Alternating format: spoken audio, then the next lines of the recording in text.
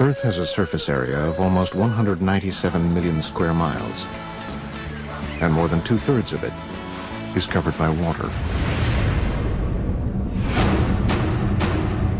To this day, a great majority of our oceans and seas remain vastly unexplored.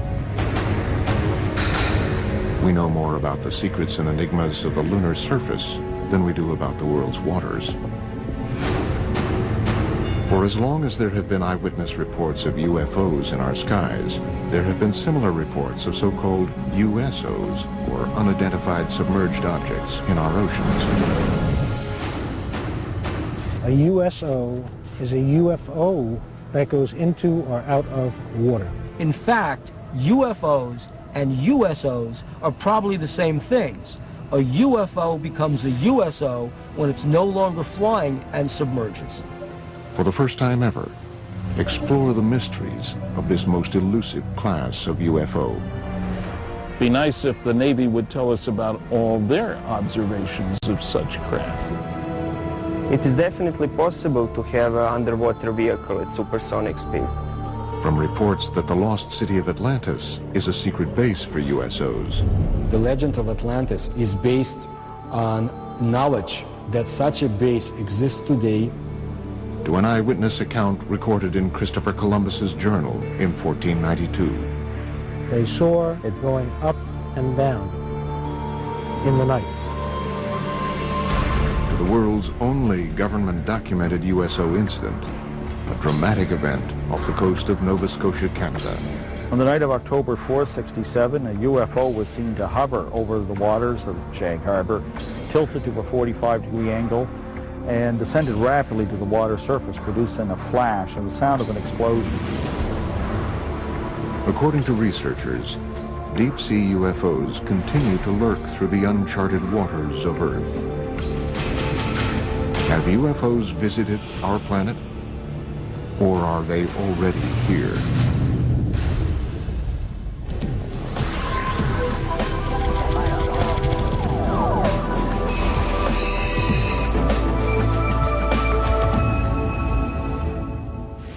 This is the Santa Catalina Channel, a 26-mile wide stretch of the Pacific Ocean separating the city of Los Angeles from Catalina Island. According to experts, these waters, portions of which might be as deep as Mount Everest is high, may contain some of the world's darkest mysteries. You are seeing an unidentified flying object. It is not a hoax. It is real. The film was taken by Leland Hansen while filming Catalina Island from a helicopter. In recent years, escalating reports of unidentified submerged objects, or USOs, flying into and out of the channel have caused great concern to local residents and researchers. The whole area here is just a huge hotbed of UFO activity. I've uncovered probably 200-300 cases of UFOs flying over the mountains and over the water here. It's just a huge hotspot. Preston Dennett is the author of UFOs over California. He has been investigating USO activity in this area for almost 20 years. Actually, there was a huge wave of sightings over the Santa Monica mountain range on June 14, 1992. The witnesses counted a total of about 200 objects. What's interesting about this case is these objects came from below. Normally when someone sees a UFO, it comes out of the sky like a star. They see a star-like object and it comes swooping down. These came from below to above. June 14th, 1992, 10:24 p.m. For almost 2 minutes, the waters of the Pacific Ocean explode with light as hundreds of bright, disc-like craft are witnessed flying out of the water together. Similar to other reports of USOs exiting the water, these craft emerge from the Pacific in almost complete silence. They reportedly hover for a moment before bursting into space. Reports of this incident were phoned into local police departments as far away as Malibu. The following is an actual call that was placed on that day. Monster Sheriff Station. Did anyone report anything strange tonight? Can you be other than one specific? Strange. Lights. Lights? Yes. What exactly happened to you? I'm ashamed to tell you because I think you're going to think I'm crazy. We saw what we thought was a bright light up in the sky. Okay. We could hear, it wasn't a helicopter. I'm telling you, I have never been more frightened in my life. According to Dennett, the incident was also reported to the U.S. Coast Guard sector in Long Beach, which ultimately declined the search request. This 1992 event was the second in Los Angeles in 3 years. On the dark, foggy morning of February 7th, 1989, scuba divers, boat sonar systems, and people on the shore witness a long, dark, unidentified craft dive out of the Pacific. For about 90 seconds, the USO rests just above the surface before emitting about a dozen smaller, fast-moving objects. 60 seconds later, the craft dives back underwater. Its last reported sonar heading was south toward the Santa Catalina Channel before it disappeared. And it involved dozens of objects which were seen off the coast of Marina del Rey. On occasion, some of these craft would emit smaller craft, about 20 feet in diameter. And these were seen moving underneath the surface of the ocean, and they were coming in and out of the water. As the 1947 incident at Roswell sparked worldwide curiosity about flying saucers, these events near Los Angeles have sparked a current wave of research into the capabilities and threats of so-called USOs.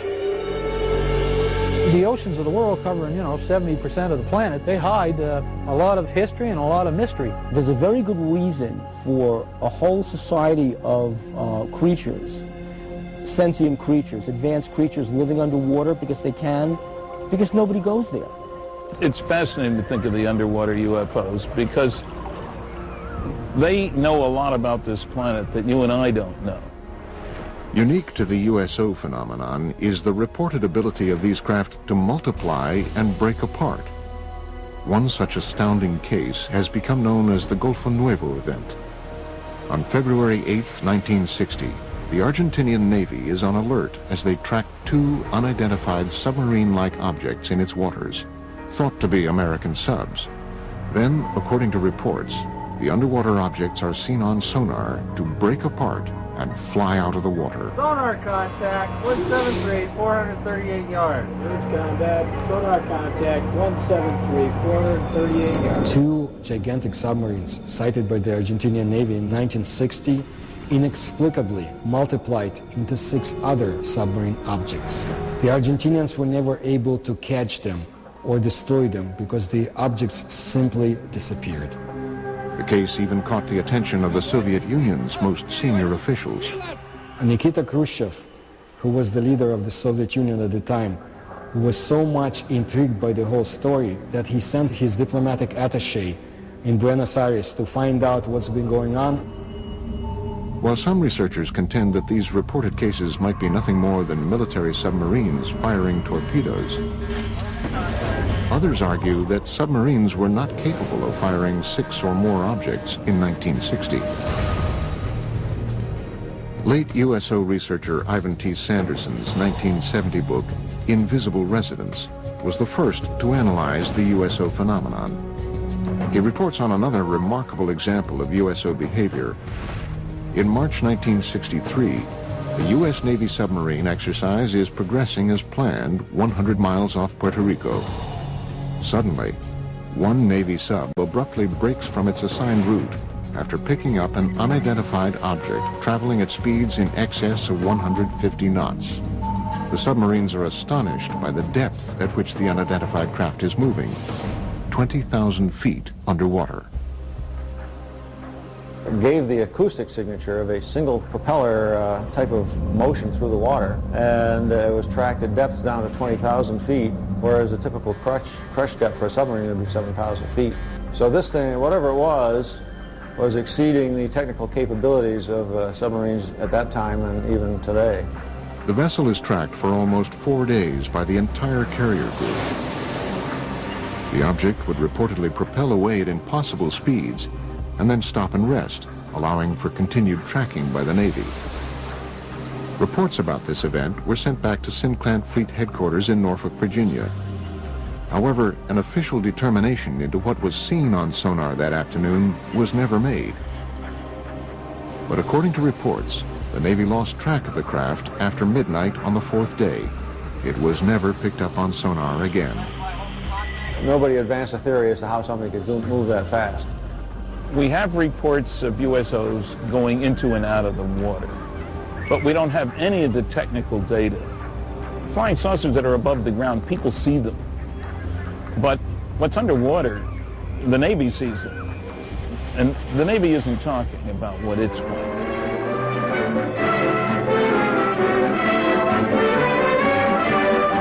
Inflating an immense balloon aboard the USS Norton Sound, the Navy prepares for further study of the elusive cosmic rays somewhere in the Pacific. That's the news. A secondary consideration clears up the mystery of the so-called flying saucers. For it is these monsters which rise 19 miles and attain diameters of 100 feet that have been mistaken for the apparitions called flying saucers. At great altitudes, they tell us, these elongated enormities flatten out like plates. Mystery ended. But reports from around the world continue. Another extraordinary case is reported in the international press beginning on November 11th, 1972. A fast-moving submarine-like object is picked up on sonar in the Sonja Fjord off the west coast of Norway by the Norwegian Navy, which hunts it for 2 weeks. A fleet of surface ships and specially equipped sub-hunter helicopters are assembled to find the object. On November 20th, 1972, the USO is seen visually for the first time. It was described as being a massive, silent, cigar-shaped object. A Navy ship promptly fires its guns and torpedoes at the craft. Some ship actually saw it on the surface and fired at it, but it dived, and then they started dropping depth charges.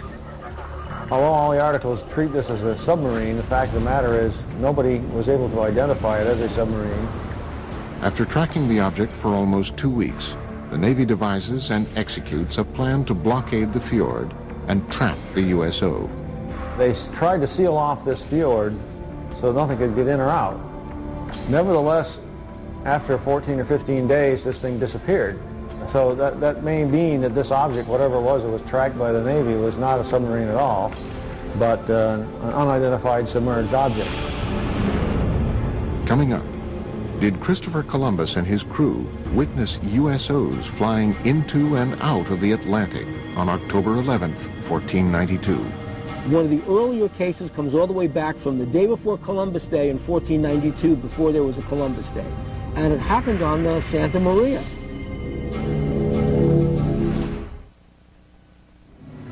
October 11th, 1492, 10 p.m. A calm, clear night. Christopher Columbus and his crew move slowly across one of the deepest ravines of the Atlantic and through the Bermuda Triangle.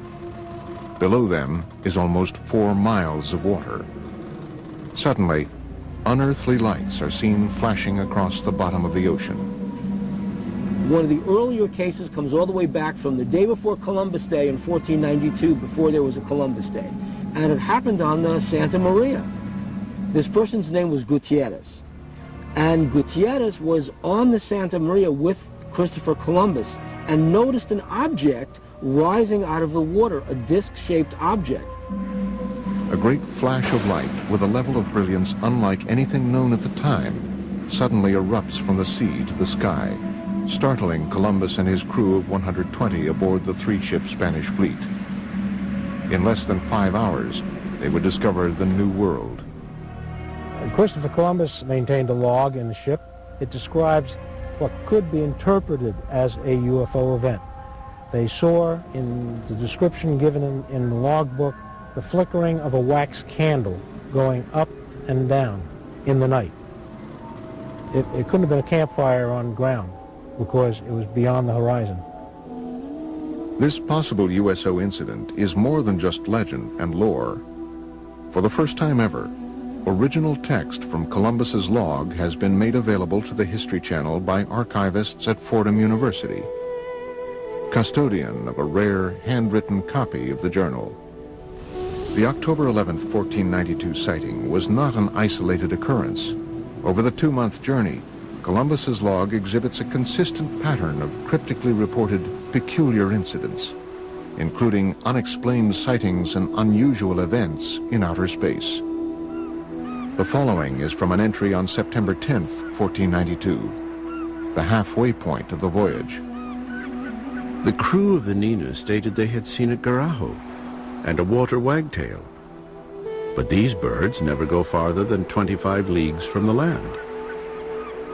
From an entry September 11th, 1492. Saw a large fragment of the mast of a vessel, apparently of 120 tons, but could not pick it up. Entries on both September 17th and September 20th indicate that stars or other unidentified lights in the sky are seen to move. The cause was that the star moved from its place, but the needles remained stationary. And from the infamous entry of October 11th. The Admiral, at 10 o'clock that evening, standing on the quarterdeck, saw a light. Calling to Pero Gutierrez, he told him he saw a light and bid him look that way, which he did and saw it. The Admiral again perceived it once or twice, appearing like the light of a wax candle, moving up and down. Is it possible that these strange events, recorded during the most fabled nautical journey in history, were the result of otherworldly vessels tracking Columbus's fleet? Some suggest, however, that any interpretations or rationalizations that might be gleaned from Columbus's log are not the whole truth. If Christopher Columbus saw a strange thing come out of the water, fly around his ship, and then take off, would he have told anybody about it? They'd have locked him up in the brig instantly. The guy's crazy, because things can't do that. One of the earliest USO reports comes from 329 BC. After witnessing what he described as shining shield-like objects flying into and out of the Jaxartes River in India, Alexander the Great was so convinced that he witnessed otherworldly vessels, he spent the final 6 years of his life searching for evidence of these objects in a diving bell, believed to be the world's first submarine. Some conclude, however, that Alexander's underwater adventures had a greater goal, finding and conquering the one kingdom that had eluded him, Atlantis. Well, Atlantis first enters literary history in the philosophical dialogues of Plato. These are the Timaeus and the Critias. The gods, bothered by the attitude of the Atlanteans, decided to destroy Atlantis. In one day and one night, they destroyed it with a cataclysm, and it sank. To this day, researchers continue to speculate about Atlantis as a hub of USO activity. The legend of Atlantis definitely is based on knowledge, probably lost by today, of some secret underwater civilization. Atlantis's supposed location in the Mediterranean would have provided USOs a convenient position from which to monitor human civilizations and their shipping routes to and from Asia Minor, Rome, and Athens. The Mediterranean was the cradle of ancient civilization. The Phoenician traders traveled back and forth between the Middle East and Greece across the Mediterranean. If there were a culture of either aliens or original inhabitants of planet Earth who wanted to seed the planet, to seed humanity with myth, the Mediterranean is a natural base for them to set up an underwater facility. Well, I don't know if Plato was talking about unidentified submerged objects when he came up with Atlantis, but I suppose there are people who, number one, assume that Atlantis is real, number two, that it's somewhere in the Atlantic, number three, that it's buried under thousands of feet of water. The ancient Athenians, however, were not the first to record stories of unidentified objects in the oceans. Experts believe the ancient Egyptians may have even recorded sightings in their hieroglyphic drawings. In ancient Egypt, in the temple at the city of Abydos, somebody made an inscription, a depiction of a submarine. There was another depiction of an object that looks like a helicopter. Who made it? How did the ancient Egyptians know about it? We have no idea. One of of the earliest European cases is a series of reported English sightings in the 11th century. One of the oldest cases I have on the site goes back to the year 1067. It has to do with this people in the countryside seeing something flaming in the sky that came down to earth, lit up the countryside, and then went up again, and then into the sea. Carl Feint has been researching USO phenomenon for almost a decade. His internet site, waterufo.net, has an archive of over 900 current and historic USO reports. According to Feint, one of the 20th century's first cases was reported in detail in the Philadelphia Inquirer on August 1st, 1904. A British cargo ship, the Mohican, en route to Philadelphia was, according to the paper, enshrouded in a strange metallic vapor which glowed like phosphorus. I have found out recently that that case is a heck of a lot more detailed and scary than originally shown. The captain and the crew confirmed that an object came across the ocean, a cloud, approached the ship, and it was glowing. Not a meteor, going straight down, just coming across the sea. As it came towards the ship, the captain was trying to distract the crew to get them to do something different, and get over the fear. They couldn't move anything while the cloud was around the ship. The Inquirer further reports that during the event, the ship's compass revolved with the speed of an electric motor, and the sailors were unable to raise pieces of steel from the magnetized decks. The story goes on to quote the Mohican's Captain Urquhart, who confirms that the account is vouched for by every man of the crew. But perhaps the most astounding USO-related event, according to experts, is a Canadian case from 1967. The Shag Harbor case is the most important USO case in documentation. The UFO moved underwater to a different point. A second UFO joined it. Coming up, we visit Shag Harbor, Nova Scotia on the 38th anniversary of this crucial USO incident. On October the 4th, 1967. That's where the lights was, right behind me on the water.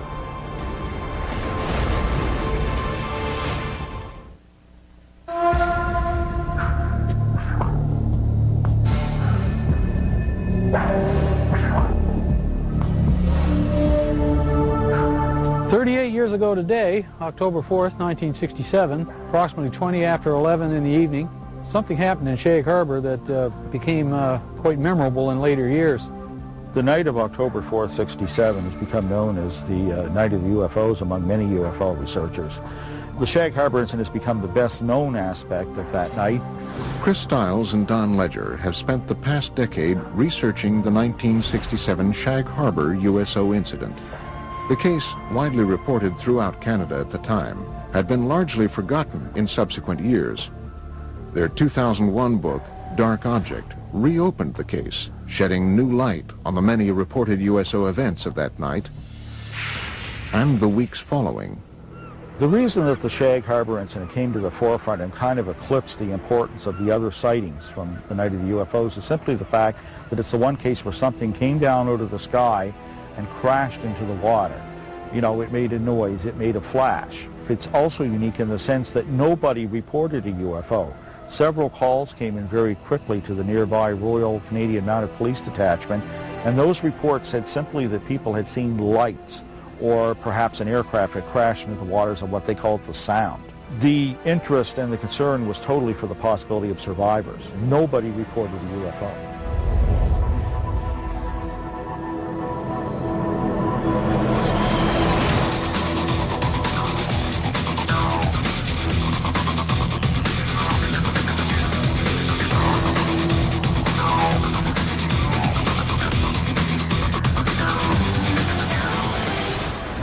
I'm not surprised now that I had seen something in the sky that night, because all over Nova Scotia, the night of the Shag Harbor incident, there were many UFO reports.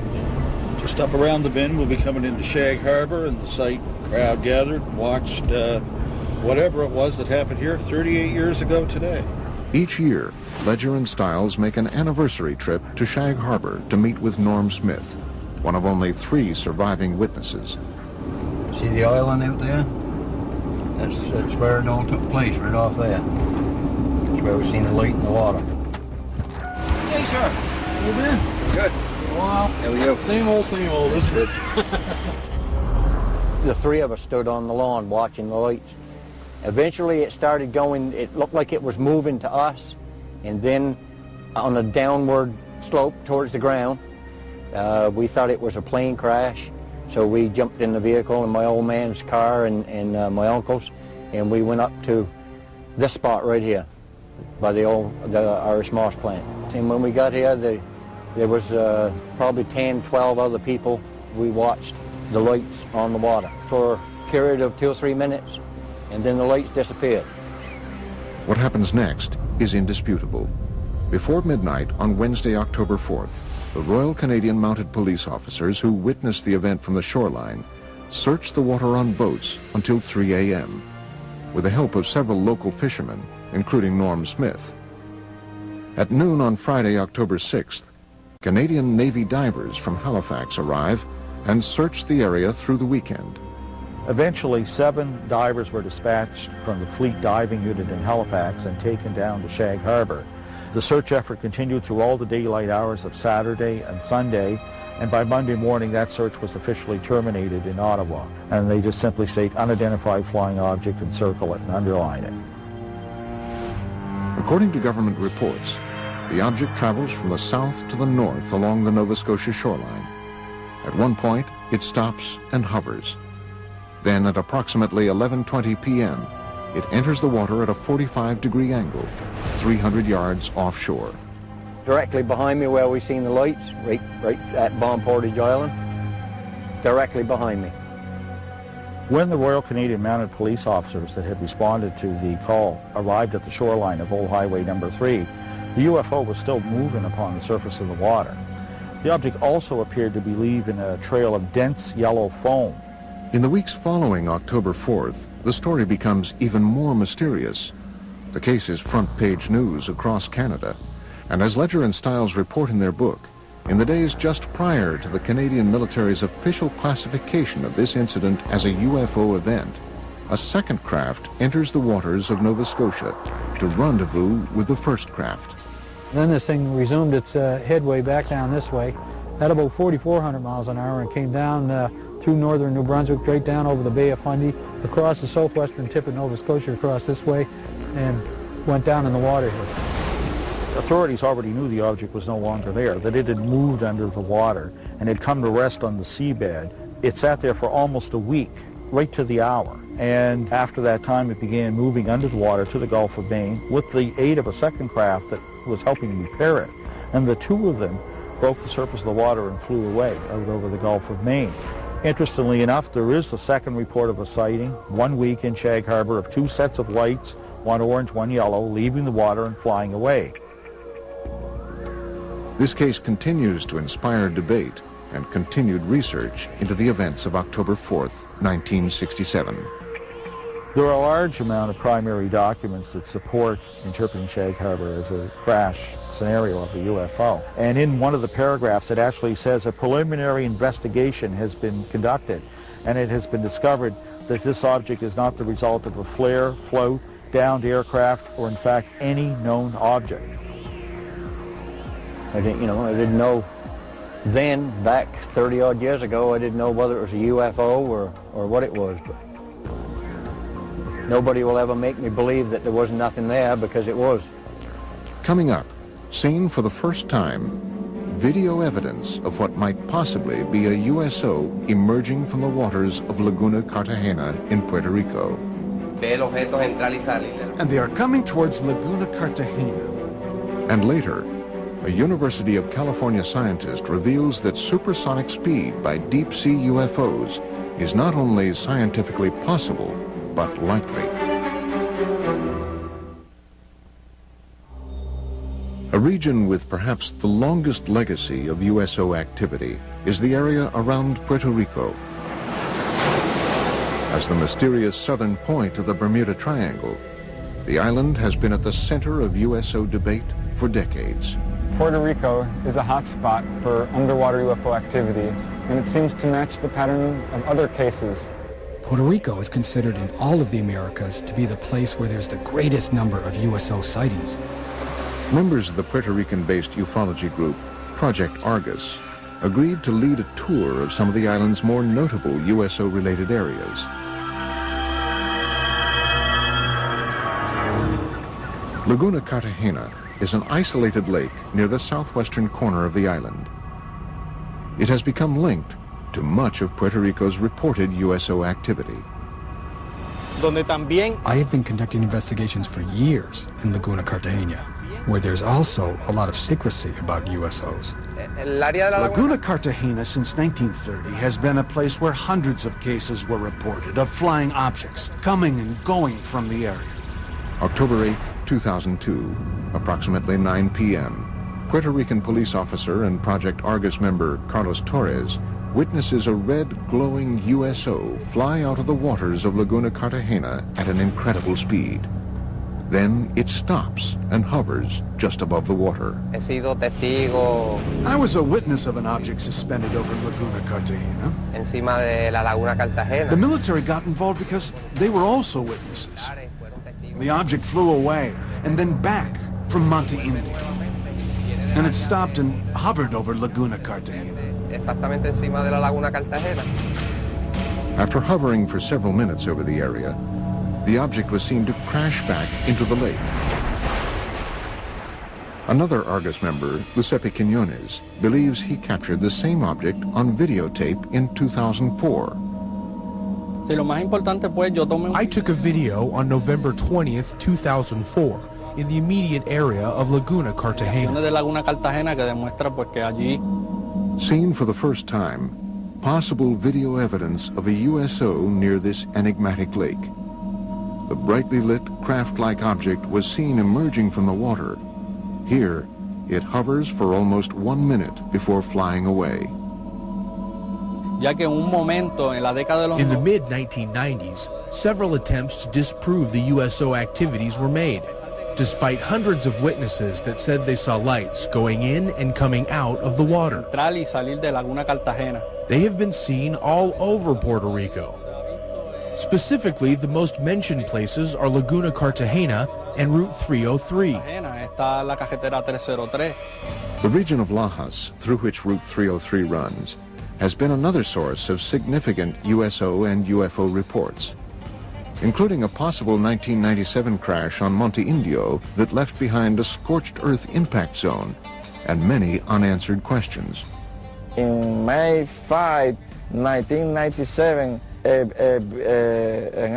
UFO crashed there, burned many lands on the top of the mountains, and there was federals that night, and they obtained something that we don't know, a UFO. After this 1997 incident, local government officials began to take USO and UFO reports more seriously. As a direct result, the mayor of Lajas, Puerto Rico, recently designated the roadway through the heart of Puerto Rico's UFO country as UFO Route 303. But for now, other USO-related events around the island are far more pressing for experts. In the hills around Lajas, a mysterious government aerostat, a tethered balloon-borne radar, is frequently launched up to 3 miles in the air, ostensibly to monitor air traffic and weather. However, USO researchers believe the balloon's real function is actually covert, to observe and record UFO and USO activity. There was a government document in the legislature where a secret investigation was conducted. Not public, but secret, about the USO events in the waters. But the document states that they do not pose any danger to humanity.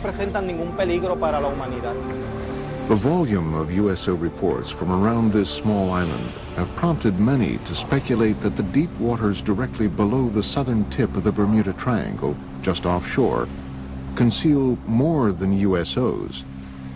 Experts and researchers from around the world believe they possibly obscure a major USO base as well. It is suspected that there's a base between La Paguera in an area near Cabo Rojo. It is also supposedly very deep and cavernous, and it goes as far as Laguna Cartagena. The motive for them coming in and out of the water is so that they are able to enter in one area and come out in a different area in the underwater basins. Could all of these events simply be tied to local mysticism, or perhaps the cultural sway of the Bermuda Triangle? In Puerto Rican culture, the majority of the people here, even though they talk about the Chupacabra and the Bermuda Triangle, they do not believe in any of this. Or is there possibly something more? It's a reality. The USOs in Puerto Rico are real. There are hundreds of testimonies and witnesses. It's all real. I think that the UFO phenomenon is real. Here in Puerto Rico, there have been hundreds of cases. That is a reality. Coming up, possible photographic evidence of a USO exiting the waters of Gulf Breeze, Florida.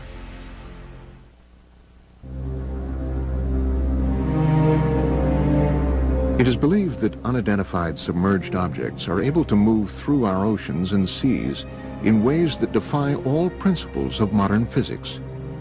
Experts are confounded by the ability of these vessels to reportedly travel at extreme depths, pass through ice with impunity, and traverse water at supersonic speed.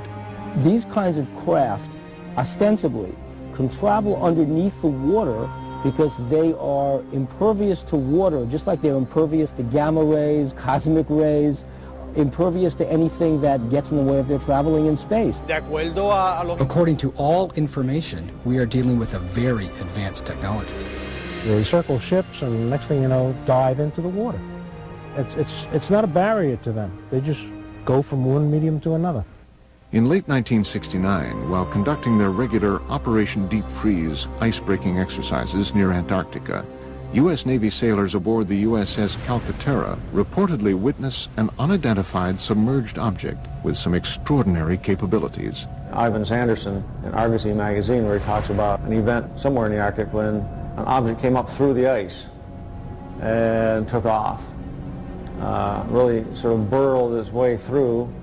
A large submarine-shaped object at least 100 feet long is seen bursting out of the frozen ocean through several yards of solid ice at an incredible speed.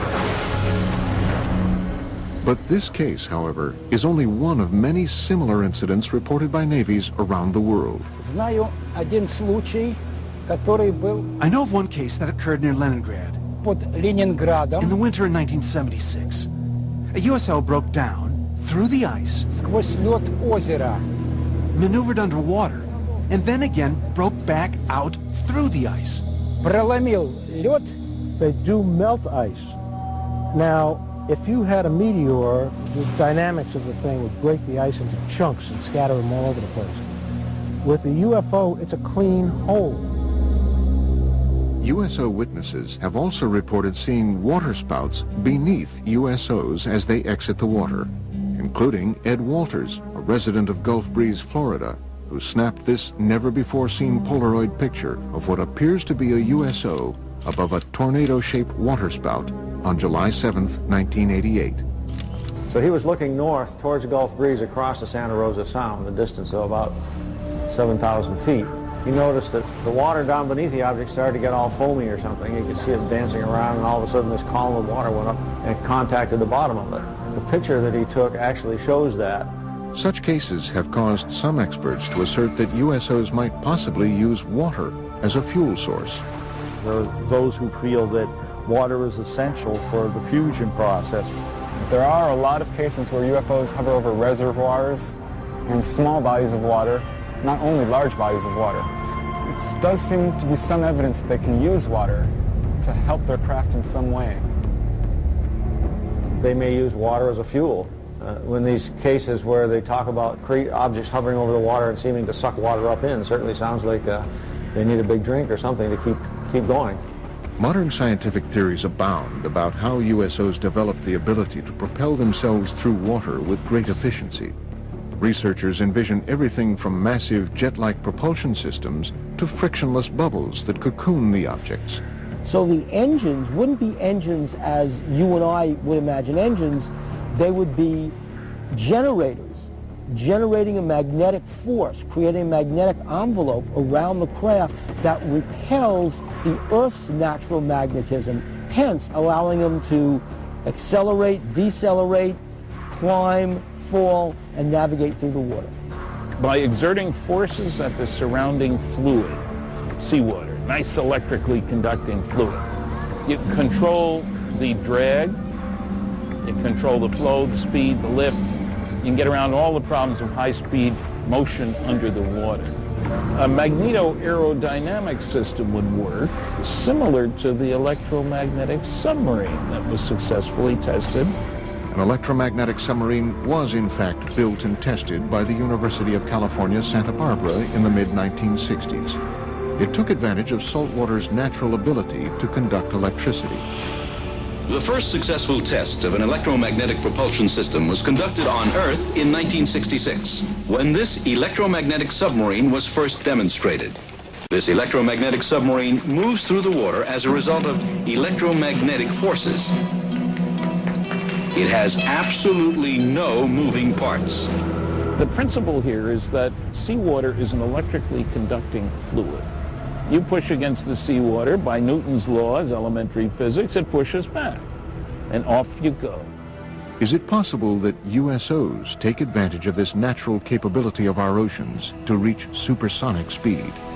Water is a great magnetic conduit.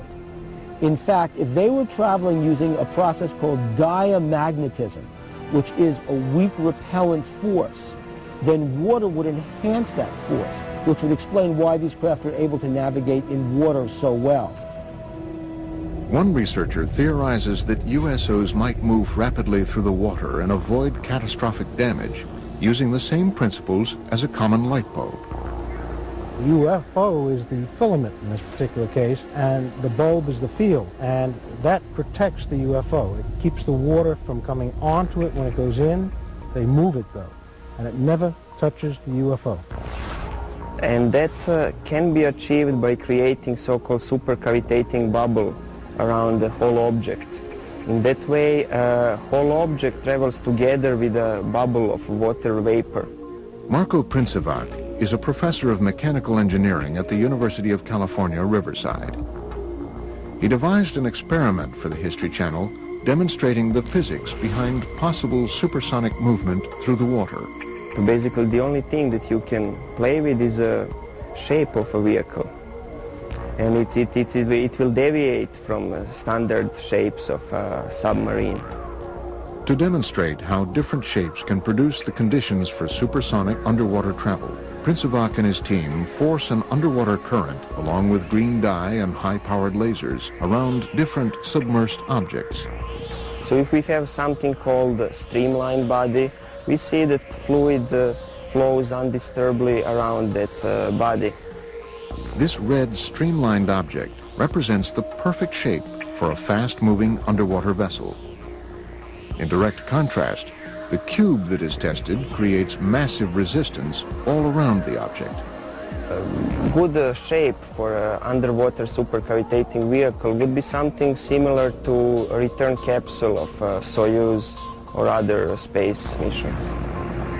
The laws of earthly physics change dramatically underwater. Propelling an oceanic vehicle to supersonic speeds requires an amount of power greater than what man has currently invented. A vehicle that has a 5-foot diameter and we want to go at the speed of sound in the air, we would need an engine that can produce 15,000 horsepower. For the same vehicle to reach the speed of sound under the water, we would need an engine that can produce around 1 million horsepower.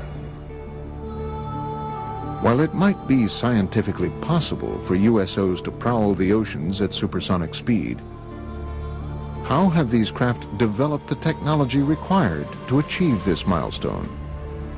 The many mysteries of these craft may never be fully understood, and that is exactly what provokes the greatest debate and distress among investigators and researchers. I think it's easier for us to land a man on the moon or even create a moon base than to land a man on the bottom of the ocean.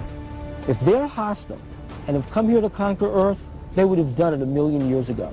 We might be their creations for all we know. The Earth is conquered, we work for them, they live here, this is their planet. Do the cities of Sodom and Gomorrah actually exist? Josh Bernstein is on an epic quest to find out. It's gonna be a great adventure! So there actually could have been a Sodom and Gomorrah. If I'm not back in 5 minutes, send a search party. Digging for the truth. Sodom and Gomorrah. Next on the History Channel. This way is much more fun.